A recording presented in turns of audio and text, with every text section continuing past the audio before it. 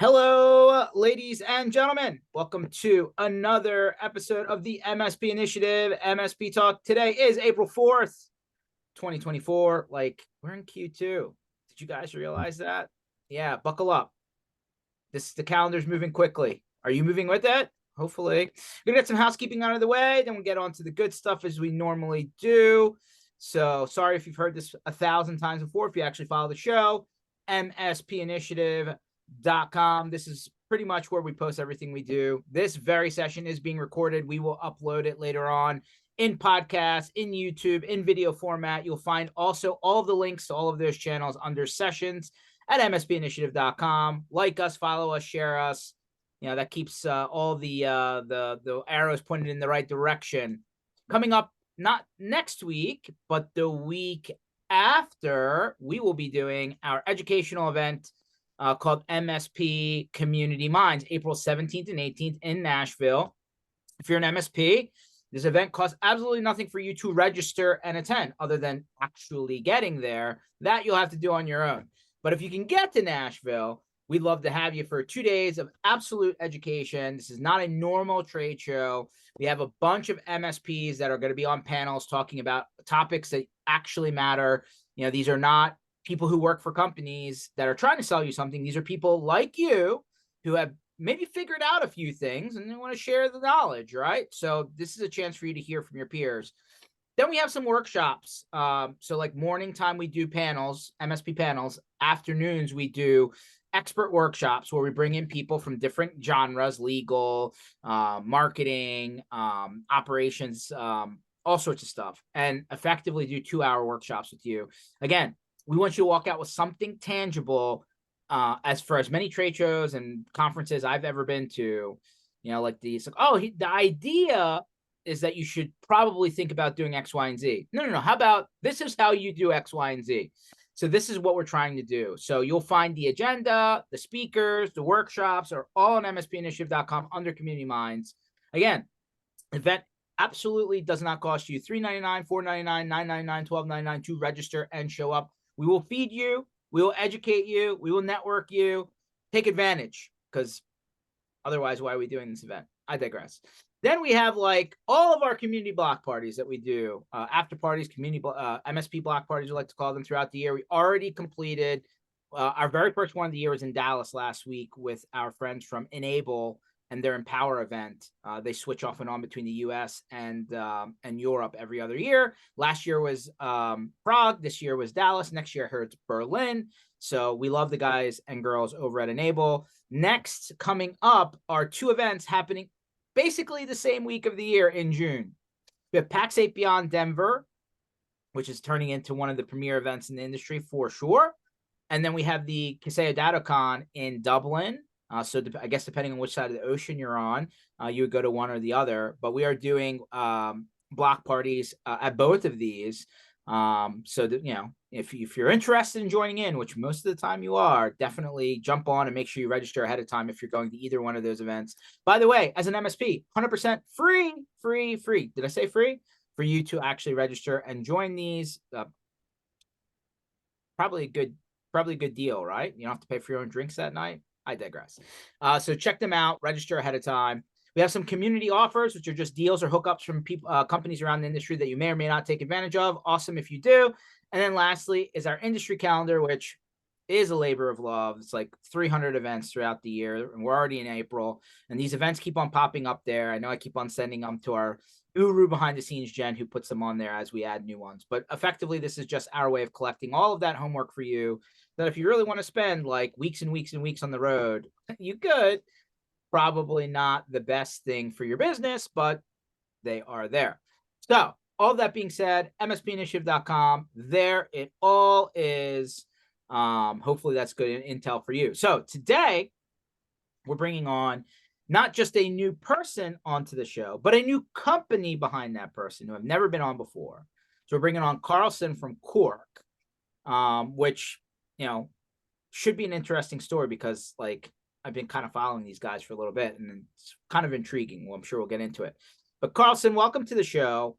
I like to give everybody, especially if this is the first time, to the party, like give them a little bit of background on you, right? How did you get to where you are today? I'm Yeah. sure it's an interesting journey. We'd love to hear.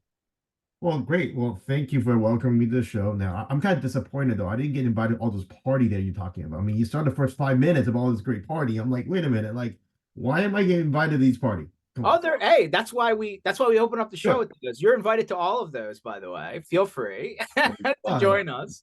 Party is always Um, fun, right? Especially with our MSP community. So, give you a little we background about myself, how I ended up at Cork. Kind of working back was quite interesting. So, prior to Cork, I spent about 2 years in the channel business.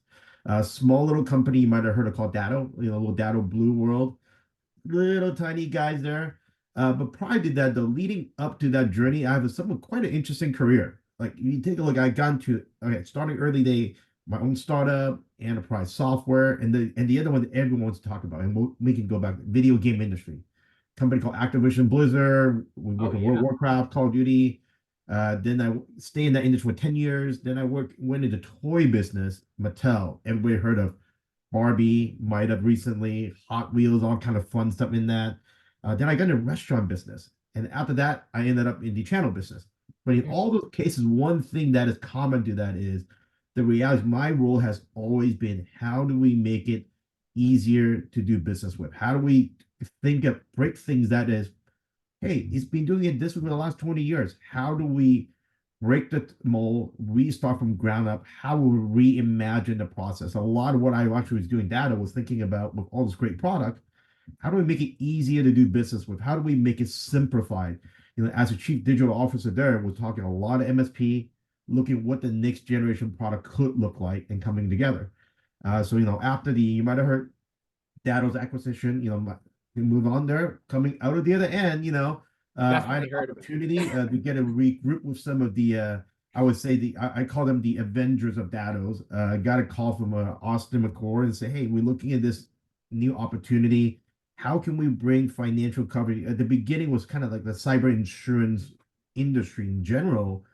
Well, how do we like break that and do something unique, but bring a product that the channel business can sell and do? I mean, that's kind of how Cork was found. I mean, there's, because we were sitting like there got to be something great. And we got put together some of a team together to bring this channel only product to the market. That's kind of how it ended up here in Cork.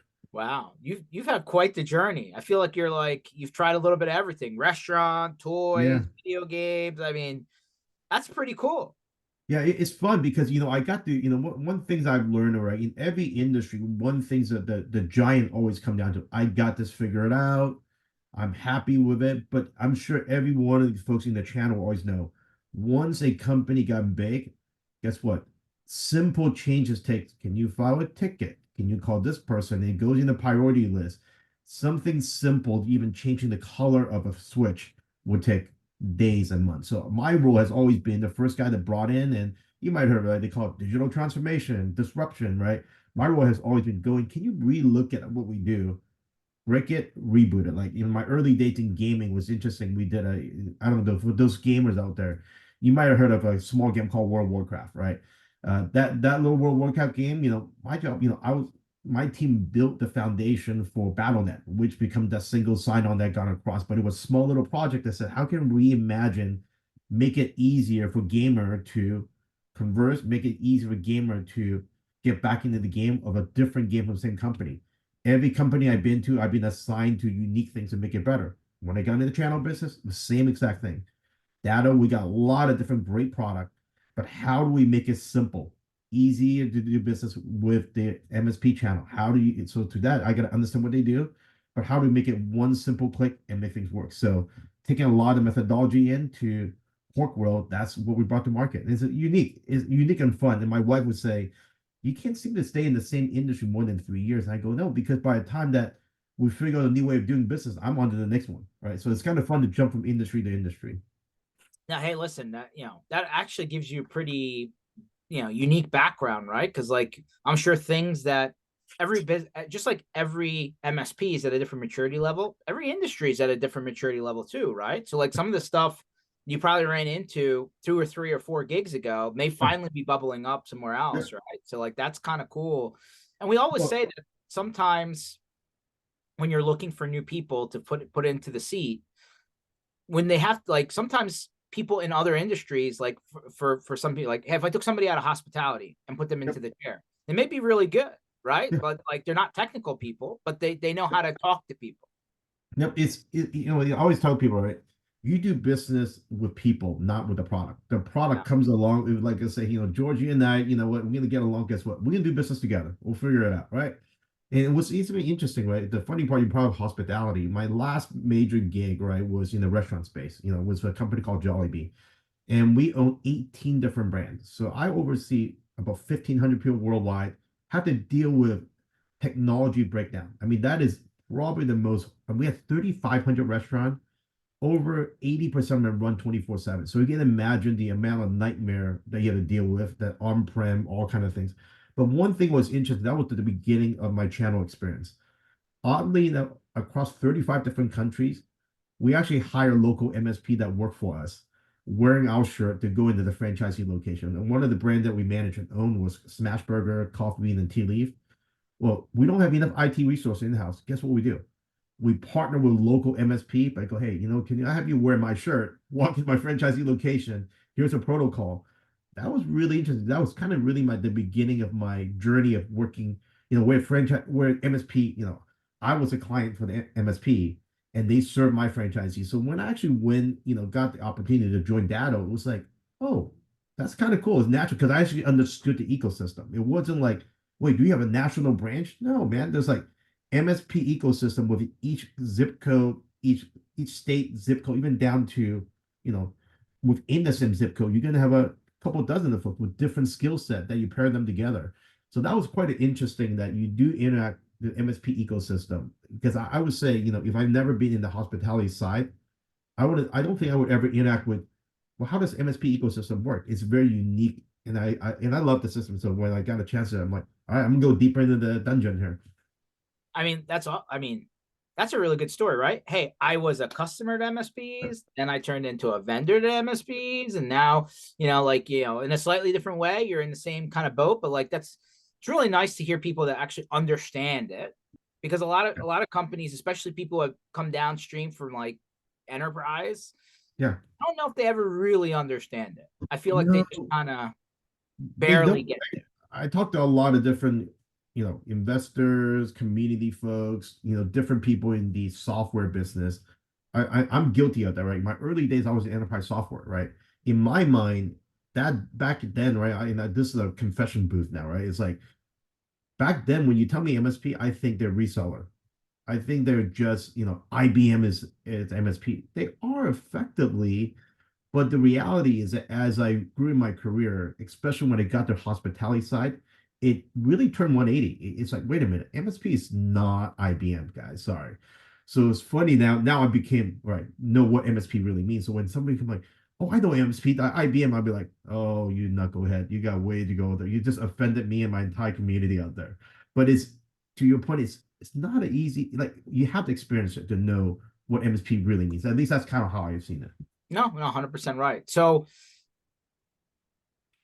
give us the 30,000-foot idea on why did they start Cork, Yeah. and what are you out to solve?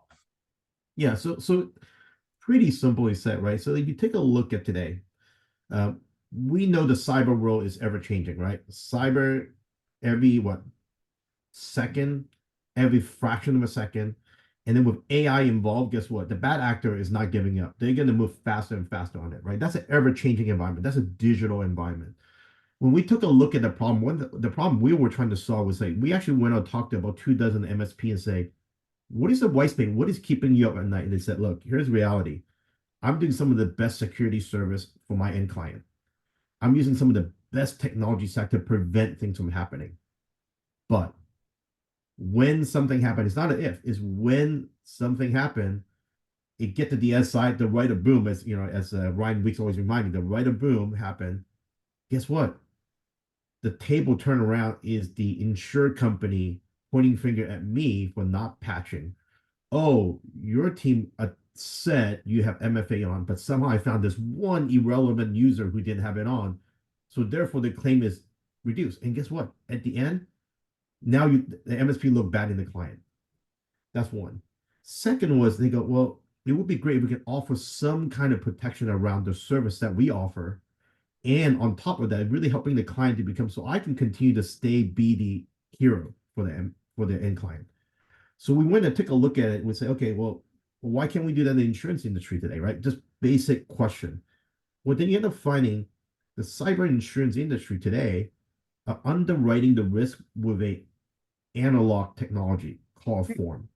Long survey, you do a checkbox on it, yes, no, right? It's a analog but in digital form called PDF.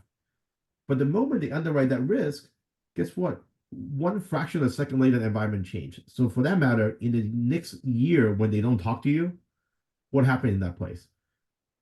Plenty of things Everything. could change, and everything would have changed, right? So when we look at that, the fundamental problem we want to solve is this: one, what if the underwriting of that risk is done truly digitally? So there's really true correlation between the actual environment risk to that.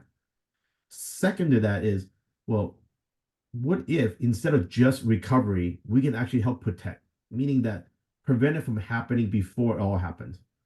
Third, make it a channel exclusive product. Only channel team can sell them. That's really where the core of the problem we came to solve. And Cork, we ended up putting together some of the best team player. You might have heard a couple of names, Ryan Weeks. I said, I need someone who knows security.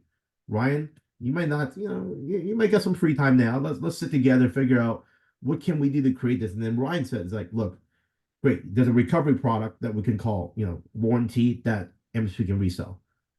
But let's make sure that we have a platform that connect into the security system, make it super simple to connect, and we protect and alert, right? So that the moment that we see a leading indicator to a potential ransom down the road, flag it.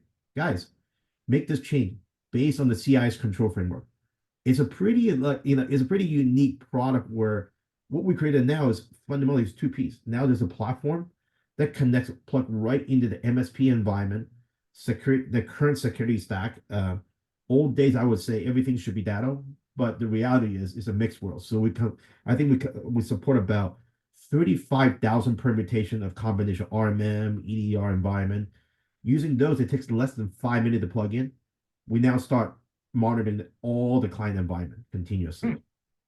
Then second to that is that continuous monitoring is what we call active loss prevention. When we see a leading indicator, there's certain things happening, you get a flag. I'll take an example. Your favorite sweater that you have, when you see a little threat, you want to pull it. When you pull it, that thing falls apart. I'll go put a knot against it. Third, in the case something does happen, we have an element called a warranty, right? Warranty, think of a coverage of warranting the performance of our platform to prevent it from happening. And that warranty is actually a product that MSP can resell and make a markup on it. So it's essentially net new MRR for them. Uh, that's the birth of Cork and kind of the key element that would come into play. So it's quite a unique product. We spent a lot of time on it. We spent almost 1 full year in stealth putting the product together before we launched the market actually June of last year. So All right. So let me rewind. yep. So this plays in the lane of cyber insurance, but it's as a warranty, not a traditional insurance policy. Correct. It complements and work with cyber insurance if your end client has one. Okay. So if they don't have one, this is a way for an MSP to offer. Standalone. Yep.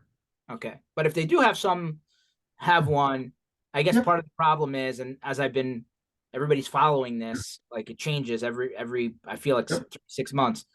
They keep on excluding Yep. from what's actually covered Correct. on the policy, right? It's like turning into a big Swiss cheese. So this could come in and actually fill some of the gaps. Mm. Yep. Okay. So another way to think of it this way, when we start talking about a warranty versus insurance, there's been a lot of like heated debate, right? You've probably seen it enough. And I've been a couple podcasts already with some insurance folks. At the end of every conversation was, oh, wait, it's actually warranty and insurance, not or. It's not versus. Think of it this way. When you buy a brand new car, Mm-hmm. that car comes with warranty. Yeah. Warranty the 2 year, functionality of the 24,000. powertrain, the engine, and such, right? Um, you also going to buy car insurance on it because you got to protect yourself from all the knuckleheads out there who will run you over or somebody who steal your car, whatever that is, right? Well, you look at the cyber world, there's cyber insurance. There are either great services, I would call it the MSP community offer. That is the vehicle that you buy. Well, why wouldn't you have a warranty service that wraps around that? To us, that's really where the cyber warranty comes in. And the play to that is, in the case that client that don't have cyber insurance, the warranty at least give you some level of coverage against ransom, fund transfer, business email compromise. But if you have cyber insurance, guess what? We fill in that gap so that even if your insurance policy comes back that says, oh, your deductible is $30,000. And because of this, your team did have one client, one user that did not have MFA on, we're going to reduce your payout by 30%. Well, guess what? In that case, our warranty goes in and fill that gap. So that way, where you can now offer as an MSP to your end client, you become the hero to help them fill the gap. It was $0 out of pocket. That's really kind of by design, was knowing that, because we figured that out very quickly when we first started reviewing, I think 200 plus cyber insurance policy. I was losing my mind. Those things was like 60 pages long each, and there's no one that is alike out of the 200 plus. But what's common is that exclusion clause is like Swiss cheese. And you map those things out, you could say I could have, like, for example, one policy I reviewed, in fact, 2 weeks ago. It's a $5 million policy. You're like, sweet, this is great. This is me, and the premium was like nothing. I mean, it was wait, but if you read through it, all this exclusion at the end there's a $75,000 retention, which is deductible. But for a ransom event, it will pay you up to $100,000 within this $5 million policy. So now the math pretty much says if you got ransom, let's just say is a $200,000 event, you're only going to get $25,000 because there's a sub limit cap. So when we look at that, when we see things like that, that's really where we design a warranty, is really to make sure that the clients stay whole when something like this happens. Wow. That, by the way, that makes that $5 million policy seem not that great. Well, they did say though is a per event sub limit, so that means you can get ransom like multiple times to make up to 5 million. But the reality is that it's unrealistic. But it's pretty scary that when you think about those policy, and that's why part of what we do is, when we partner with our MSP partner, they go, hey, I got a client that got cyber insurance policy. Send it this way. I got full-time insurance guy that will read through the thing, come back, say, here are a couple of things you might want to let your client know. Your $5 million policy is not really $5 million. That's why you're paying nothing for it. FYI. Now again, right? MSP become the hero. Now they're given a new tool set to help their client to be better, become stickier in that case. Yeah, that's, I mean, underinsured. I mean, it's probably the right way to say it. Yeah, and here's the problem: non-technical people are selling their cyber insurance policies, right? I mean, Mhm. it's just an add-on for them, and unfortunately, I know a lot of MSPs are not, legal enough in their knowledge to read through the ors or if or but or Yep. all that stuff for sure. Okay, so like, every MSP is different though, right? Their stack's different, the size of their customers different, the data that the customer has on the other side is valued differently. So like, how do you factor that into this digital calculation now versus the analog one that you were talking about before? Like, do you take into account not just the technology that's in place, because it sounds like you've built a ton of integrations, which is great, but then like, what about what the MSP's makeup is, and then what about their end customer? Like, how do you factor all of that? Yeah, I'll take a couple of dimensions. I think to answer your question, if you take a look at our platform, there's two category of things that we monitor. I call it thing one and thing two, right? Thing one is endpoint related data, right? Thing two is user behavior and data in that place. The question you ask is probably the more relevant to the user behavior data, right? Typically, let's say you take a traditional insurance form and questionnaire. They will ask you the question. I'm sure MSP gets off. Do you have MFA enabled? Yeah, it's like the first question. Yeah. Yes. Okay, so let me ask that question. You mean like enable at a email level, application level, individual level, right? That question, that one checkbox is 0 or 100%, right? that you would double click down on that. This is where we realize to your point, every MSP, every client is unique from that perspective. There Yeah. might be application server that doesn't, for some reason, MFA is not necessarily turned on, but now we can go to that level of depth to be able to say it's not 100%. It is 80% enabled. It is the fact that, by the way, you just enrolled two new email accounts that just got added, but they have not been enrolled in MFA. We'll throw a flag to the MSP and say, hey, folks, you got 3 days of cure period to make sure MFA is turned on, unless you said these are not necessary for whatever reason. Now they're protected in that case. Oh, and by the way, we also see these users have not done their security awareness training, because the biggest mistake always come down to security awareness training, right?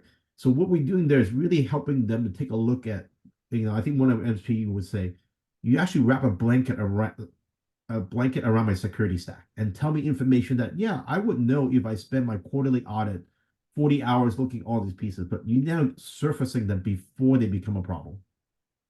That's kind of how we look at like level difference between traditional versus, right, the digital way of looking, really seeing what's happening. Even this, another scenario you hear a lot is my help desk guy, temporarily turn off George MFA because he needed diagnosis. Happen all the time. Let's just face it. We all admit it. We all sinner in that case, right? The moment that happened, the call's finished to help desk. Your significant other, hey, can you go pick up the kid? Oh yeah, boom, gone. Forgot about it. In that case, alert kicks in. Think of the car check engine light. Boom, check in. Cork dashboard comes in. That's how we think about those. Now you can come back and say, "Ooh, wow, that could have been lead attack." Close it. That's kind of how we see the difference between analog versus digital approach, right? Hmm. Second thing is that, to your point, is, well, how do we know the MSP themselves, right, have the right protocol? Well, that's kind of part of our onboarding processes. We spend a lot of time initially, as simple as, again, onboarding. We actually enforce the importance of having the security stack whole, not just, well, I kind of use EDR, but I don't deploy all the other client. Well, guess what happened? Our compliance dashboard will flash up to say these clients are not even eligible to buy warranty, period. You can't even sell to them unless you have these stacked. And in fact, what we do is the more integration they make into an environment to prove that, instead of a testing, I use MFA, connected MFA stack, we will actually give them a rebate and discount to the pricing. It makes it easy. Now they incentivize to connect. And very quickly, I'll tell you that you'll flush out MSP that are really in the security business versus just want to add in an SKU. It's kind of a, it's the root of all evil, right? You got to have good security hygiene. So what we do at the MSP level is making sure they do have good hygiene before they're allowed to even resell a warranty to the client, because at the end they put the risk on us, Yeah. and the client for that. 100%. So okay. So if the environment changes, you use the MFA as a great example because everybody can hopefully pay attention to this. Yeah. But like the environment changes and they become out of compliance, whatever that is, it could invalidate this coverage, right? This warranty, right? So this is where it gets more unique and fun, right? Yes, if we are a traditional company where you focus on pure on the financial side of the equation, right? Because they have nothing to look at the pre-attack perspective. But because of inside our monitoring approach, we can see that the way that we will look at this. So let's just say, okay, let's say it's back to you, right? George's account that's got MFA turned off. I will notify your MSP to say, hey, George MFA being turned off. You have 3 days cure period to remediate And then this, they didn't. right? Let's say they didn't. Well, guess what? If an attack does occur and it's found out the root cause is your account, then we have the right to deny it. Let's just be very clear on that, right? But if it found out to be Jen's account, who still got MFA on, it's still valid. It's a Okay. precision level we get right. It's very unique, because when we start talking, in fact, we've been talking a lot of insure. A lot of insure been coming to us and say, whoa, what are you guys doing? This will help us a lot. I go, yep, this is what you've been thinking about. And I said the requirement is not 0 or none, right? It's kind of back to the MFA thing, 0 or 100%. In this particular case, traditional models say, well, George MFA was turned off, even though you weren't the reason why the breach happened. It was Jen's account, right? Then they would deny the entire claim or fraction of it. They'll say, well, we never deny claim, we deny part of it. But the world that we have, you have that telemetry. I can say specifically, hey, it was really Jen's account. Sue was protective MFA. There was a new type of attack that they were able to got in the brief. That unfortunately that happens, right? Things happen. But if it's your account, I can say, well, there was 3 day cure period.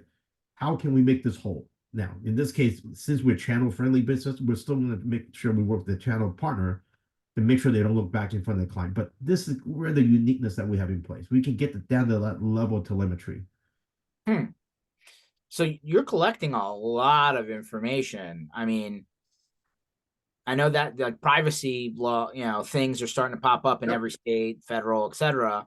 So like, how do you like handle that part of it then, right? 'Cause I assume you're pulling, I mean, I don't know if you're how deep does it go? You watching what URLs everybody's going to? I don't know, but like, Here's the interesting thing. So here we get asked this question every time we come to the conversation MSP. What are you collecting? And first of all, no PII data.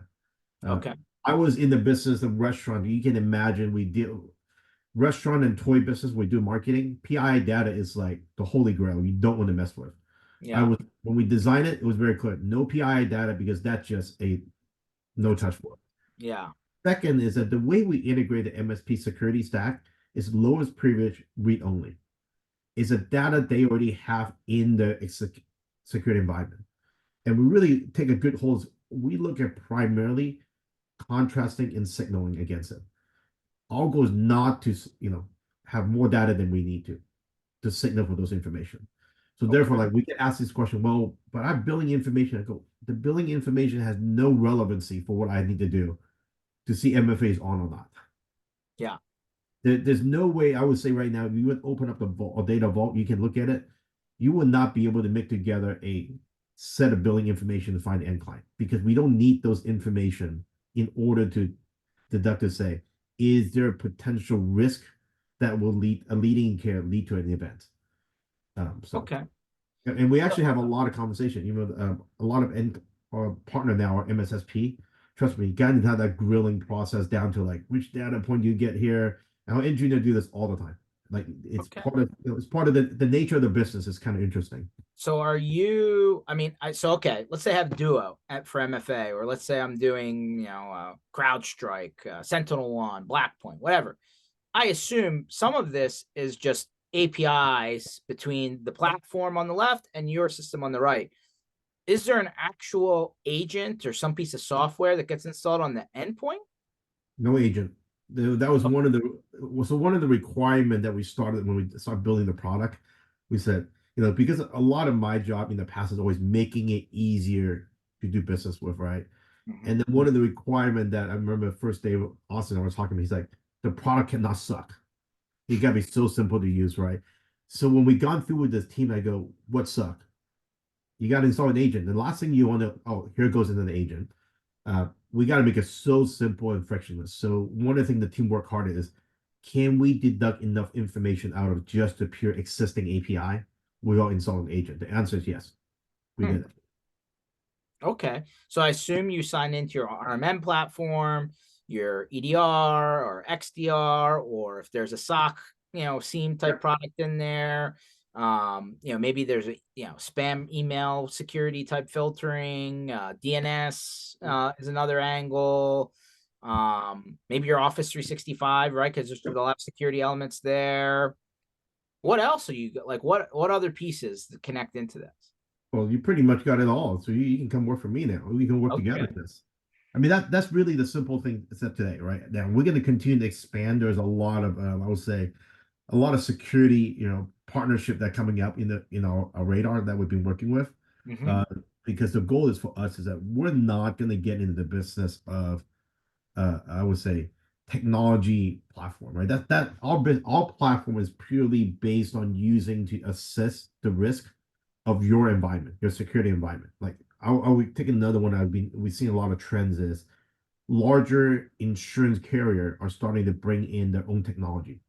We will give you this insurance if you buy these technology stack. You buy this 10 things. I've heard this. They're like it's like here are approved vendors on the Yeah, other. approved vendor. to do this, or you use, in fact, someone that actually buying MSSP now.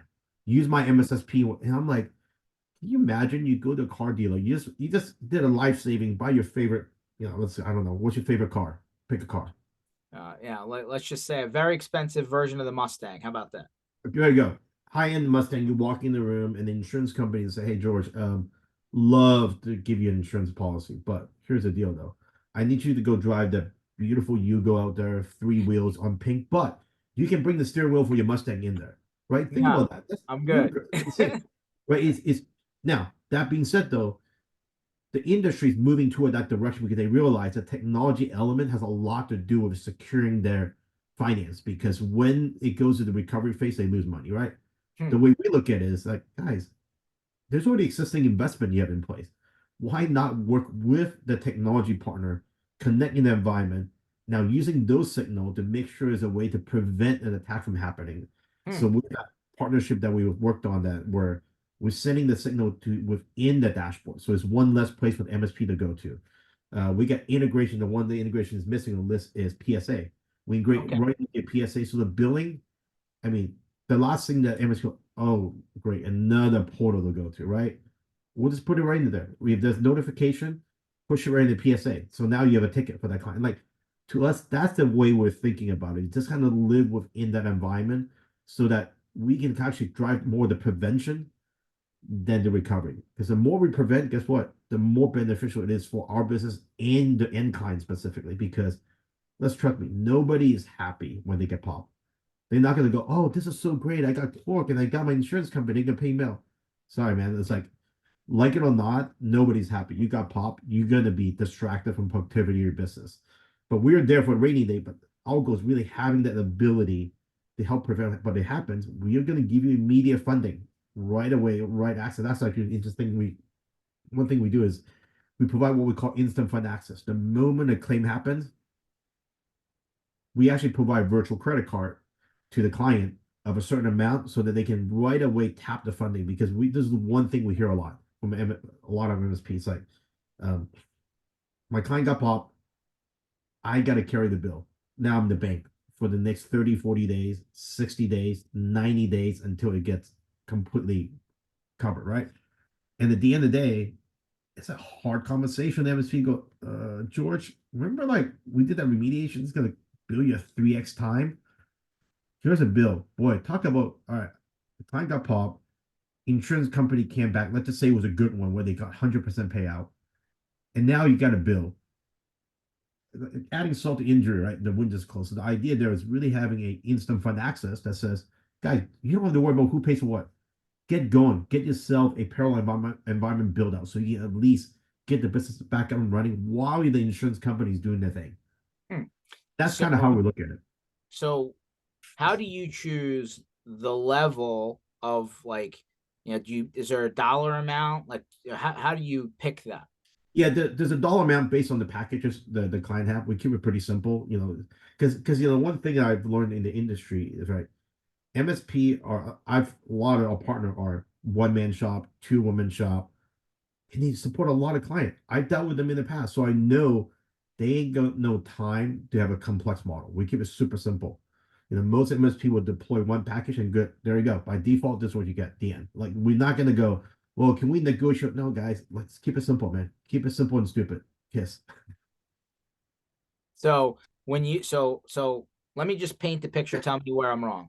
So I'm an MSP. I go into the Cork dashboard, multi-tenanted, built for MSPs. I Yeah. assume that's the case. You put in a new customer, you enter some information, it signs into all your tools to figure out which customer it is in this tool, starts pulling in all the stuff it needs. And assuming that it qualifies, then they'll have packages to buy. Yeah, pretty much. Okay. I'll even simplify that further. The Okay. login is simple. They go right in, they get registered with our team. They get right in, they connect the RMM, Okay. and we take it from there, because RMM has a lot of the basic client information, which client tenant it is. Now, we don't have the end client information because we don't want to ingest those. We just said, you name this client, call them knucklehead one, knucklehead two. I don't care what you name your client to be, right? But then, as long as they're eligible in there, the little button to say buy now. You click that button, Now you can select the package. Now, what they would have to do is put the end client information so we can send a warranty agreement to your client. So the client go, oh, great. George was a great guy. He got me a warranty covered on this. Now, once you accept it, what it does is that one of the questions you get asked a lot is, well, who carry the financial risk? Well, when your client signed that agreement, the financial risk get transferred between your client and Cork. So you as MSP, you're out of the line of fire. That's the that's kind of by design. So Okay, so basically the hey, this policy exists and the proof of the effectively the contractual agreement of said warranty and what it covers. The MSP is actually not in the no, middle. no. They just Okay. the one that was and the great part is, we will build the MSP separately, and then the MSP can decide how they build a client. So this is where the fun part is, right? MSP are seeing 50% to 100% markup. Nice fresh MRR for the business. I mean, that's kind of how we designed it. I like that. What happens if the MSP stops paying their bill? Well, this is where our goal is we want to make sure our partner qualify, right? MSP stop paying the bill. Our job is to make sure the MSP keep paying the bill. Now our agreement is never to reach out to end client, so we will help resolve it with the MSP directly. Okay, that's fair. That's good. That's what we want to hear. When we Um, channel business, it's interesting. We get asked by broker right now. We get called, "Oh, can I come sell this to my client?" I go, "Are you MSP?" No. Well, go find an MSP buddy, then we'll let you do it. That's the unfortunately, like there are a lot of companies that rep multiple insurance firms, right? So I can imagine that that's happening. So is there a term? Is this like an annual thing? Is it a monthly thing? Like how does that work? Yeah, so the way we set it up is, just like my old days, right? And I said it before, right? We all have blue blood. All the employee that comes in, one of the first question is, can you cut your vein? Because once you're bleeding blue, you have a high chance of becoming an employee. No, we do have employees that will not ecstatic, but the culture is this. It's a 1 year agreement with your client, right? For first year, but we only bill the MSP month to month, right? Unlike most policy, even here, Apple Care, when you buy it, is a 2 year warranty, Oh yeah, right? it is 2 years. Yeah, Right. But you prepaid the 2 year or yeah, $99 or $199, whatever the price is now, right? You yeah. prepaid the full terms. We decided because we're channel only business and we're channel friendly, we bear the cost of the month one. So what that does now, the partner is only paying us monthly basis over that 12 months term. After that, it'll be month to month. So Okay, got it. So like you to get in the door, it's at least a year, and then yep. after that, it'll Yeah. just month to month after that. Yeah. What happens if the customer like and this happens, right? Yeah. Sure. Yeah. Customer shrinks or customer grows. Like let's say I started off with a startup, 3, 4 people, and now all of a sudden they didn't even get to the 1 year mark. They're now 30 people. Yep. So no big deal because we're endpoint driven business. So we actually the base package has more than enough than the average SMB environment that we've seen. Anything about that, we just have a surcharge of per endpoint. It Okay. goes up. You come down the next month, it goes below. Move, it goes up next month. It's pretty. I mean, I would say it's pretty wild having to bring the SaaS world together with the insurance world. You can imagine our 1 year we're trying to figure out, well, you can't do it. Why not?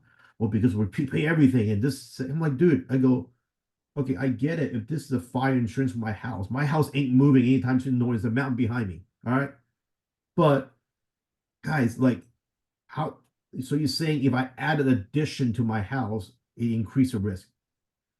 Or if I remove part of my house, it reduces risk. No, like to us, that's why we spend a lot of time kind of making this thing work the way it is. So the model works like a SaaS. It's really a SaaS product or anything else. Increase, decrease consumption, pretty simple. The other question, yeah, well, what happened in my customer churn? It happens, right? In fact, well, our goal is like, yes, even though contractual is at 1 year, uh, you know, in my DNA, we got the data friendly. We want to make sure that partner taken care of. We call them partner and want to make sure they know we'll work with you to figure it out. And we'll roll it over another client. We can hold. We've done a lot of different things. I'll go. We can make sure the partner doesn't get screwed in the middle. Yeah, I mean that I'm sure it happens, right? I mean, All the not to yeah. go too far, like hopefully there's not another global thing right down the road, Oh but yeah. that was very No, predictable for sure.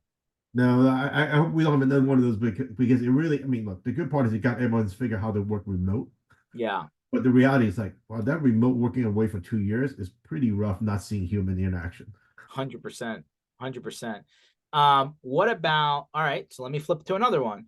I'm not saying this is for everyone, but like what happens if your customer like is it just for US? What about Canada? What about international? Like, a Yep. lot of people are now hiring people in different, different countries, or maybe they have multiple office Yep. locations. So like how far does it go?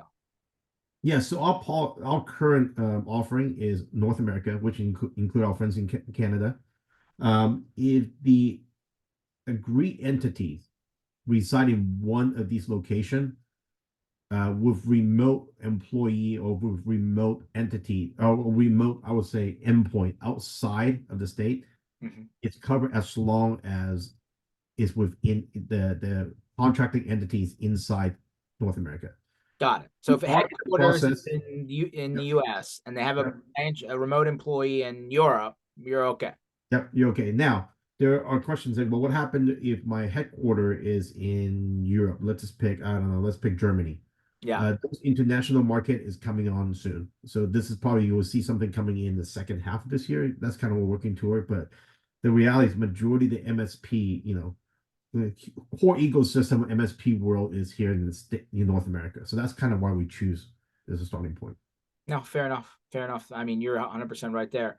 Um, Over time, I'm sure you're going to build more and more integrations. You already said it, right? So, what happens if you add a new, hey, now we're now requiring you to sign into your XYZ, right? New technology, this other technology, we built a new integration.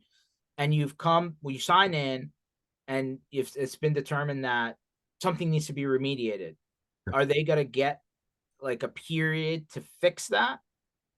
Yep. Everything has a cure period based on severity, right? It could be a day, it could be 3 days, it could be 7 days.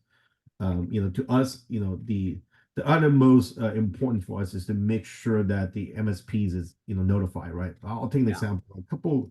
A month back, the whole ConnectWise debacle, right, with the Screen Connect. Screen Connect, yeah. Yeah, maybe a small little issue where it hurt, right? So all the partner down on our platform, literally next morning, we was like, oh my God, there's all these different endpoints for each one of the partner that we including, that has Screen Connect on it, right? Ryan Weeks and I just got on the phone right away. He's like, dude, this could be a pretty severe one. We need to get out there. So what we did was I literally had our whole sales team stop calling for sales call. Here's what you guys do. We're gonna send notification out to all the partner. Make sure they saw the note. This is like the red alert, right? It's like here are all your endpoints that has Screen Connect that has not been patched yet. Yeah. Just want you to know. Now I want every one of you to call the MSP. Hmm. And I call, by the way, I don't know about you, but I'm from the older generation. When I say call, it means pick up the phone. I can talk to George in a voice. I've got millennial kids. I was like, well, I am the, no, no, that's not call, like call. So I was very explicit. I goes, call means you pick up the phone, 10-digit number you have to dial, beep, beep, beep, beep, beep, beep. You dial that in. You get a voice in there and acknowledge that they have received our email. Yeah. Acknowledge that it's there. I was on the call. In fact, some of the MSP go, wow, this is amazing. Like, my SOC service didn't notify me. Thank you. They out there getting it fixed. I got one MSP, a couple MSP that got mad at me and said, Carlson, your platform is garbage because I don't even use Screen Connect. It's not possible. 10 minutes later, I get a call back. Thank you for calling me that because one of my co-managed client put Screen Connect and we didn't know. I said, look, I did my job. I remember saying, I'd rather be wrong than not call you. That to me was, I mean, the one day that I had to tell my board to say, hey, we didn't make any sales that day because but that was the compliment that I can't, I remember Austin telling my team and my son team was like, this is why we're in this business. This is serving the partner community, helping them to prevent from happening. Because imagine, right? The MSP, they never saw that 13 endpoint that was sitting there. They got popped there. Well, I never used it. Well, doesn't matter. It's in your environment. That to us, that's the importance. That's kind of like when we look at this, we even were given question. Well, I thought you guys are insurance and warranty company. I go, we are the product, but we also look at the left of boob even more importance than the right of boob, the recovery. Yeah. prevention and recovery, not just recovery. I like that. I would argue, and again, future, right? Yeah, Like doesn't exist yet. At some point, you guys are now ahead of the analog way. yeah, You gotta think that the guys on the other side of the aisle are gonna have to flip to a similar model. yep. I So, absolutely believe in it, and I would say um, many of them have already been in discussion with us because I think I'll tell you right now, a lot of the folks, I'm talking all the major players out there, right? The way they're approaching this is what I call outside in. Oh, we do outside pen testing, we're just scanning. I'm like, guys, great, I can do that any day. When we dark web scanning, that's all outside in. You need inside out. Inside out is really where the magic is. It's like this. Think of it this way: you get in the car accident, right? Happened. Um, the emergency personnel came up to you and say, "Hey, George, hey, I only got you the time to fix one thing. I detect two things on you. One, you got a big gash on your head, visible on your head, bleeding out. But also inspected, I can see that you got internal bleeding. You get a choice to pick one. Now, I'm gonna want the internal bleeding to get fixed. If you yeah, catch me up here, they ain't gonna do me this. So if you think about that, to us, the reality is that inside out is great. It is greater than outside in. But if we pair them together, it gets better. So a lot of conversation I've been with these carriers, like, look, I can help you. We can work together on this because ultimately the end is about offering the best protection, right, at the lowest premium mm-hmm. for the end client. But the rules of the game working with us is you have to work with the MSP. You don't take over the relationship. When things hit the fan, you're not allowed to point finger because we will provide the third party data to make sure that our MSP have done that job. Now, if the MSP didn't do that job, I will also provide that report, right? But that's the piece that where the partnership comes in into play.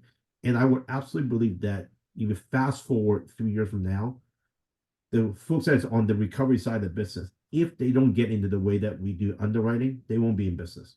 The premium has been going up right drastically because they you underwrite with the paper form. Oh, do you use Screen Connect? Yes or no. Well, but once you patch it, it's become irrelevant data point. But they're using that data to write the risk. So if you think about that, that's really where the part where they started to realize, but is they've been spending so much time on outside in approach when the inside out is really where you need to be at. Wow. Such a great idea. And like, just real quick, is Cork backed by some sort of financial entity? Like, can you afford, like, if you get a lot of accidents, right? Yeah. The insurance companies are usually backed by banks, right? Like, how do you make sure that you can cover all of those Yeah. incidents?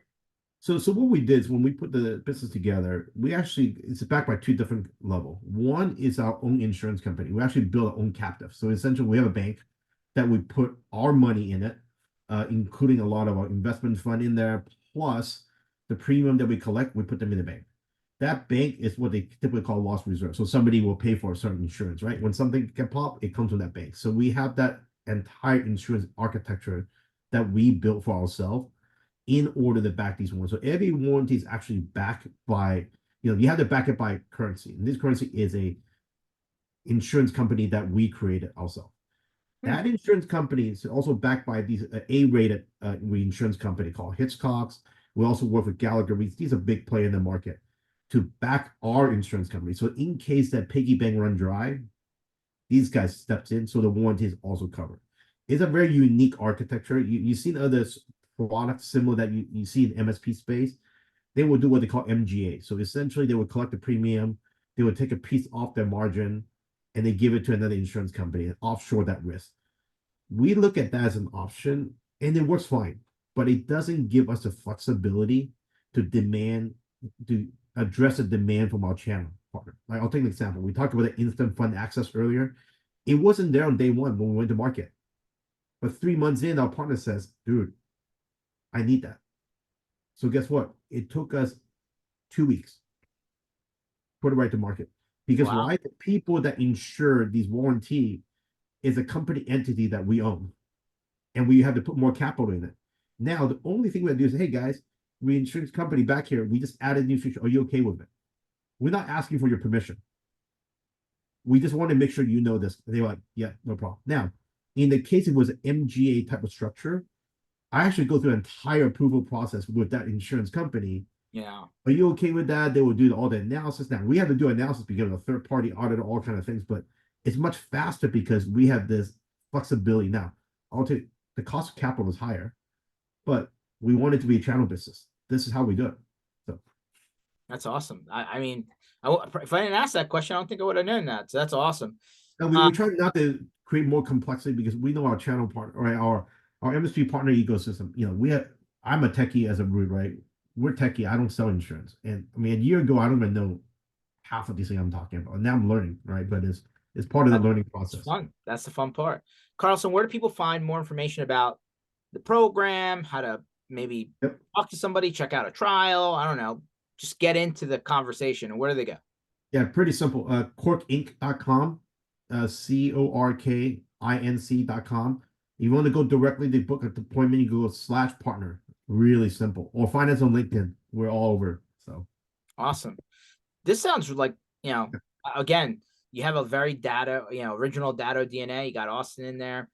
I like the approach. I mean, quite frankly, if everybody was following a similar blueprint, I think we'd have a lot more channel focused solutions out there. But man, I think you guys have done a great job, based on what we talked about today. And every MSP should be asking themselves, how do I become more profitable? How do I reduce my risk?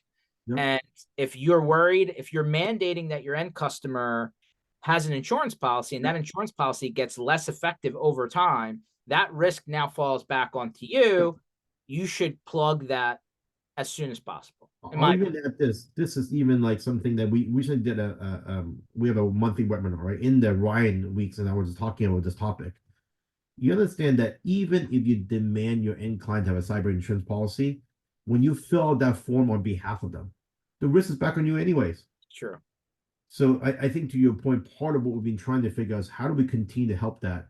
And I'll tell you this, I think over time, sooner than later, you're gonna find insurance company will do the very same approach. We do absolutely believe ultimately at the end, it's best of both worlds, is warranty and insurance, not versus, it's an and. I agree. Carlson, this was great. Guys, this session was absolutely 1000% recorded. This is good intel. Quite frankly, this is kind of a newish. This thing's only been around for since middle of last year, right? So this is still really fresh, but feels a lot more comfortable because it's specific to MSPs in the IT channel. So check out corkinc.com, corkinc.com/partner as well. If you want to actually talk to someone, I'm sure you can find Carlson online as well. But you know what? I'm good at I mean, it's kind of the only thing of its kind right now, right? Out there in the channel. Yep, So, at least at the moment.